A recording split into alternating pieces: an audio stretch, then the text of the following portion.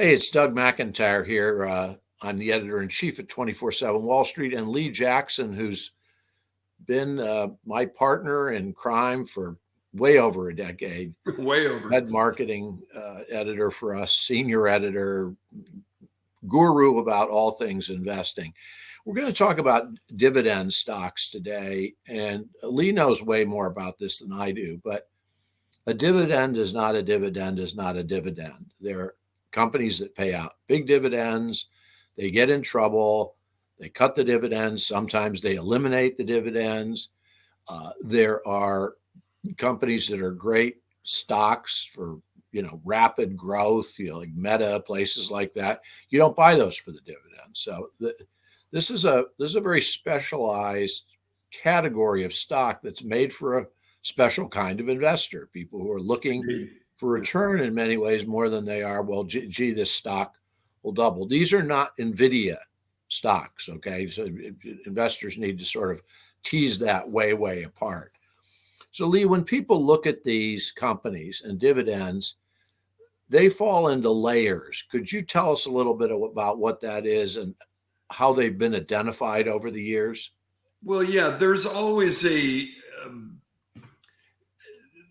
dividend stocks are like regular stocks in terms there's a level of risk where people will take with the dividend stock, and usually that risk level is commensurate with the actual dividend yield. The big blue chip stocks that are make up the major indices, they have dividends that range anywhere usually from 2 to 5%, maybe on the higher end. Whereas other dividend stocks like MLPs, business development companies, and REITs, where they pay out 90% of their earnings to keep their tax status, they can be much higher. They can be in the high single digits to double digits. So the typical dividend yield level is usually commensurate with the risk of the company. Yep. Now, a lot of how people should view dividends, I think, is not just safety, but how long has a company paid out dividends? Some companies have paid them out for decades. Have they increased them in general, or have they very often decreased them because of they've had business risk that ate up their balance sheets? Do you look at these things sort of in tranches in terms of how long they've paid, how long they've increased? How should an investor look at that? Well, we absolutely do. And at 24/7, we've written about this for years. And there's two specific dividend indices, for lack of a better term, that we like to cover. And one of them is the Dividend Aristocrats. And these are S&P 500 companies that have raised their dividend for at least 25 years. Not kept it the same, but increased it for 25 years. And typically, a lot of the stocks in there are exactly the stocks you would expect. Coca-Cola, McDonald's, big blue chip names like that. Now, the Dividend Kings are the stocks that are not necessarily in the S&P 500, but they've raised their dividends a stunning 50 years or longer. And again, there's a lot of blue chip companies in there that you would know, but there's a lot of companies that are maybe smaller utilities that you wouldn't know that are also in that group, but they're not in the S&P 500. If you're the management at one of these companies, what's the thought process for raising the dividend? I mean, you're at a board meeting, you've got a certain amount of cash and earnings. When you make that decision, what do you have in mind when it comes to your either investors or your potential investors? Well, needless to say, all good companies are bound with an almost fiduciary responsibility to take care of their shareholders. And if the proper cash flow is there to justify maintaining or raising the dividend, it's always good for good management to do that. And they know that. And I will guarantee you that all of the companies that I talked about or that are in the Dividend Aristocrats and Dividend Kings, you can bet that even if they only have to raise it by a penny, they will raise it by a penny to keep that aristocrat or king status. Yeah. What do you think about companies that, I'm going to say, hoard cash? A lot of these are the famous mega tech companies. There's some other companies that have huge cash flow. And for whatever reason, either their dividend yields are zero or they're very, very low. Again, this is sort of what goes through the mind of the board. And how do you justify this? If you've got a company with positive cash flow, rapidly growing revenues, and you've got $50 billion in cash on the balance sheet, what's the justification for that? I don't know. I guess you need to ask Warren Buffett because he has $157 billion of cash in his Warren Buffett wallet. And Berkshire Hathaway pays no dividend, despite the fact that about 6 companies generate for him almost $5 billion of dividend income every year.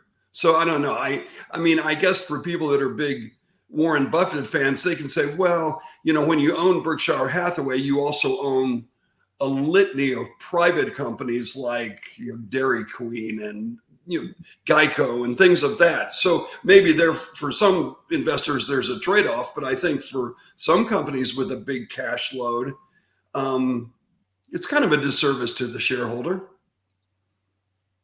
It always makes me wonder, and maybe Apple isn't the best example of this, but if you've got something like $100 billion on your balance sheet, I think people need to think about this when they invest in a company. Apple does not need that money to buy other companies. Okay. No. If they want to buy something for $200 billion, they can borrow. I mean, it's not use their stock, borrow the money at like 1% or whatever. Yeah. So when people say to you, look, Apple's eventually going to buy something, they're keeping their powder dry, or Microsoft, they're keeping all this money on the balance sheet to buy something. That's really a little misleading, don't you think?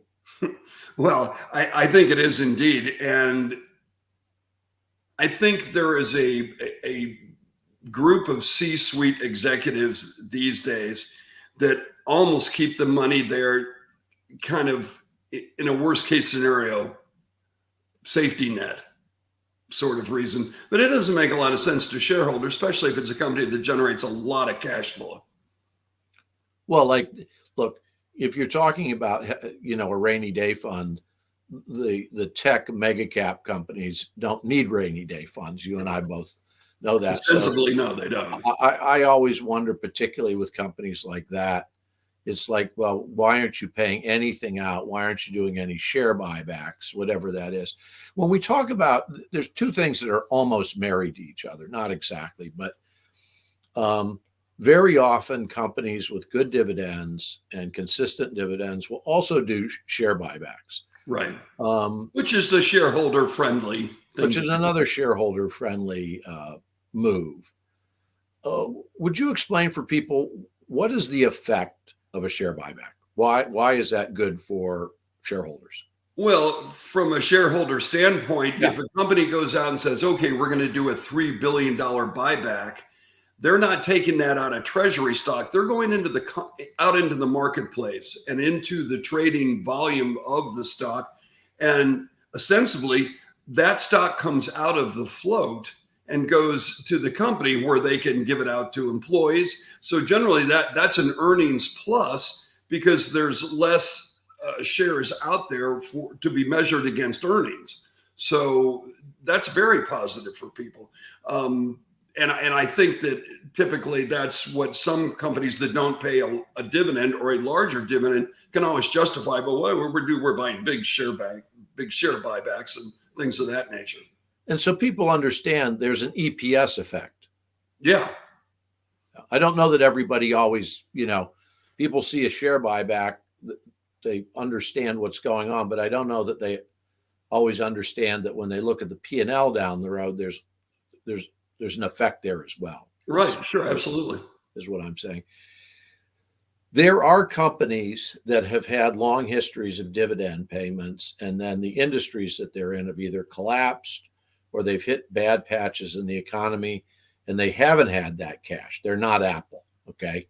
They hit a bad patch. They can eat through billions of dollars just because their earnings fall apart. That's happened to the car companies, particularly in big downturns. If you were an investor, how would you screen for companies where the dividend looks pretty good, but there's literally a chance that it could go away or be dropped by 80%? What are you looking for? Well, I think you kind of detailed it, but when you're looking through a balance sheet, you have to see, will the cash flow from earnings, will that justify what it costs to have a dividend or to pay a dividend? Or are we doing enough coverage of that dividend and above and beyond that to make it worthwhile? One of the best examples is AT&T, which for years was the kind of stock that it was, well, it's for orphans and grandmas and stuff like that. And nobody in their wildest dreams ever thought that AT&T would cut their dividend. But they did, because they made incredibly stupid corporate moves. They piled on the debt, and they were forced to cut the dividend, and they got booted out of the dividend aristocrats because for just that reason, as did Walgreens recently. And you think, how in God's name could a drug company, which constantly generates money, do that? But they had to cut their dividend because of poor management and maybe, I guess, overexpansion through Europe with Boots. And so that can happen, and it can happen to good companies. One of the things I always look for is companies that suddenly accumulate a lot of debt. Now, generally that comes with M&A, that for some reason a company will say, look, I have a competitor. I have somebody in what I think is a related industry. It's, as they always say, it's a good marriage. Right. So they go into the debt market, they take on a huge amount of debt, they buy another company. You don't get the synergies. You don't get the benefits. Now, all of a sudden, you've got debt service where you may have had very little, but now you've got huge long-term debt. To me, that is always a warning signal. If absolutely. You look at a company, it's got a. And I think that's what a lot of people saw coming in AT&T, because their debt load was stunning, absolutely stunning. And there's other companies as well. GE was one. I think the other companies you've got to be careful about is companies like Gannett that paid a decent dividend. Their share prices are down 90%. So all of a sudden, the yield looks wildly attractive. But it's wildly attractive because something bad happened, which is the stock went down. Right. And they can't maintain that yield. If they sort of cut it by 80%, it would be back to where it was when the company was healthy in terms of a yield. But I think people need to be very, very careful when a stock drops precipitously over a period of 2, 3, 4 years. They maintain the dividend, but the yield ratchets up. And it's not being ratcheted up by management. It's being ratcheted up by a falling share price. Right. It's being ratcheted up by the market. And typically the market's right. I mean, that's what happened within the last year for Walgreens. I mean, the stock was cut in half. So what was a 4% dividend or something that seemed kind of standard became a 9% dividend. And when they cut it, I mean, they still pay like a 4.5% dividend just because the stock had fallen so precipitously. So you're exactly right. It doesn't translate well usually. I think if people use a few rules of thumb, though, one of them is companies that have consistently increased dividends or even held them at current levels for years, if not decades. Companies that do not suddenly take on a lot of debt, overnight M&A. They have a huge amount of long-term debt compared to what their cash flow is. Companies that do not have weird yields because the stocks have dropped 80%.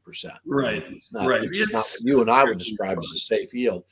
I think if people screen for those things, the chances that they end up buying into a stock with a good dividend or things like you're talking about, the aristocrats or kings, the chances that you're going to continue to get that dividend are pretty good.